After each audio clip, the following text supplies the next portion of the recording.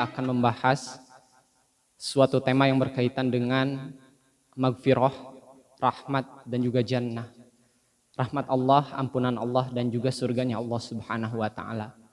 Yang sebenarnya kalau kita perhatikan ke dalam ayat-ayat Al-Qur'an, cara untuk seorang hamba memperoleh ampunan, cara seorang hamba untuk memperoleh rahmat dari Allah, dan bagaimana cara kita mendapatkan surganya Allah, itu sudah disampaikan oleh Allah Subhanahu wa taala kepada kita.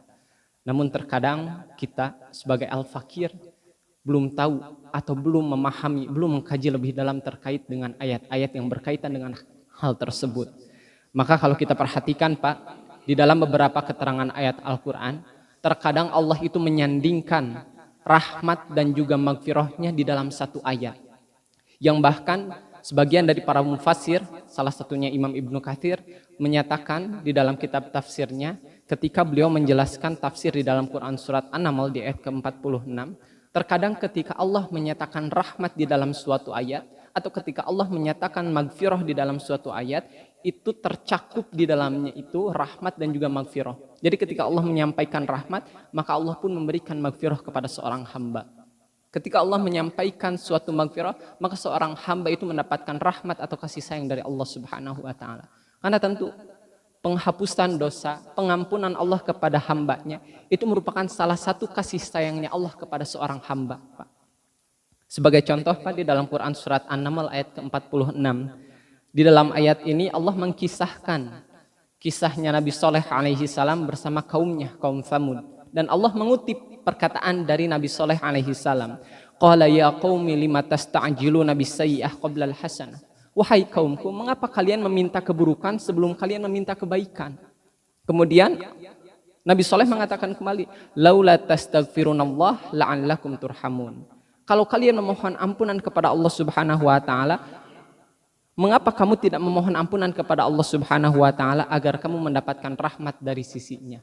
Nah, ini yang kemudian dijelaskan, ditafsirkan oleh Al-Imam Ibnu Katsir, bahwa rahmat Allah itu mendatangkan maghfirah atau sebaliknya. Maghfirah itu mendatangkan rahmat dari sisi Allah Subhanahu wa taala. Bahkan terkadang Allah pun menyandingkan dua sifatnya atau dua asma'nya yang berkaitan dengan Allah Maha Pengampun serta Allah Maha Penyayang itu di dalam satu rangkaian ayat Al-Quran.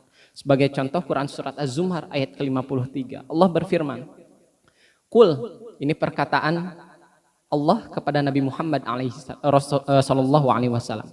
Qul ya ibadiyalladzina asrafu ala anfusihim la taqnatu min rahmatillah. Katakanlah wahai Muhammad, wahai hamba-hambaku yang melampaui batas terhadap diri-diri mereka sendiri, la taqnatu min rahmatillah. Janganlah kalian berputus asa terhadap rahmat Allah Subhanahu wa taala. Kemudian dijelaskan apa makna melampaui diri. Maka yang dimaksud dengan melampaui diri sini adalah mereka orang-orang yang masih melakukan perbuatan dosa, melakukan maksiat dan juga sebagainya.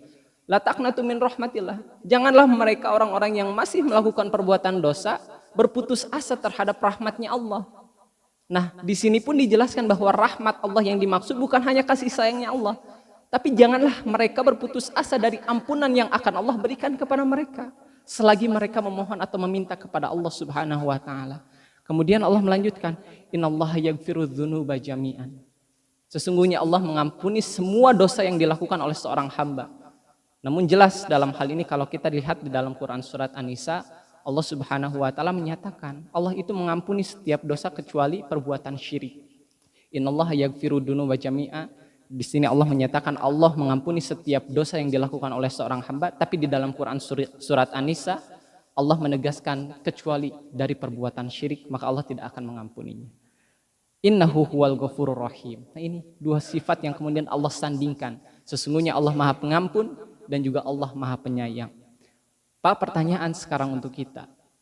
Ketika kita hidup mengharapkan rahmat kepada Allah, mengharapkan ampunan dari Allah Subhanahu wa taala, maka apa yang harus kita lakukan untuk bisa mendapatkan dua hal ini, Pak?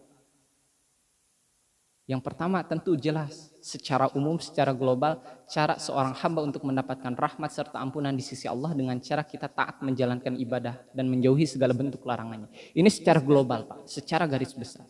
Tapi ketika kita rincikan, yang pertama, Pak, bisa kita lihat kembali ke dalam ayat Al-Quran. Dengan cara kita menjaga keimanan, berhijrah, dan juga melakukan jihad fisabilillah. Dan jihad ini bukan hanya kita diartikan sebagai berperang saja, tapi dengan kita melakukan kebaikan-kebaikan, menjaga kebaikan yang ada pada diri kita atau yang bisa kita lakukan, itu termasuk ke dalam jihad fi sabilillah. Di dalam Quran surat Al-Baqarah Allah Subhanahu wa taala berfirman, Innalladzina amanu walladzina hajaru wajahadu fi sabilillah ulaika yarjuna rahmatallah wallahu ghafurur rahim.